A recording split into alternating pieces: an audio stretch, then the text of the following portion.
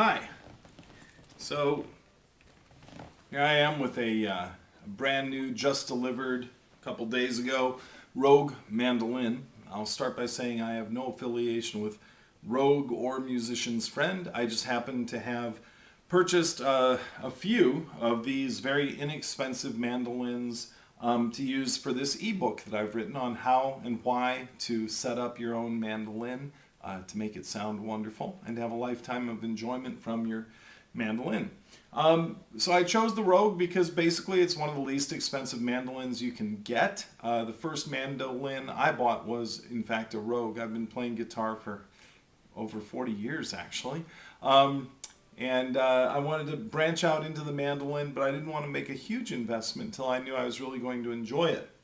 What I found is most of the mandolins that you buy that are shipped directly, you buy them over the internet, they're shipped directly from the manufacturer. You don't have a dealer doing the setup, and a lot of people complain that their mandolins are unplayable, and it turns out these are all things that normally a dealer would do for you, and with all the money you're saving, it's something that you're going to have to do by yourself. So what I've done is I've written a book to address that, but let's start with this mandolin. Right now it's late October in the year 2011, and this mandolin you can buy from Rogue for a little bit under $50. They even have a deal going right now where you can get the mandolin and a gig bag. It's in a tobacco finish. It's slightly different than this, still an A-style mandolin for under $50. So you can buy this one as is for under $50. And the finish, as you can see, is I guess I would call it beautiful. It's a nice black finish, very glossy.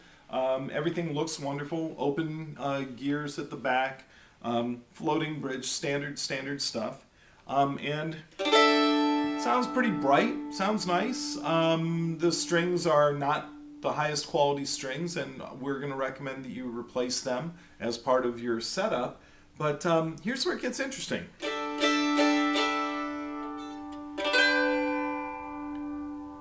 That just doesn't sound good.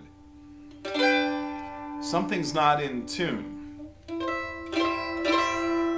It's also very hard to press down and play. So you can hear how off it is.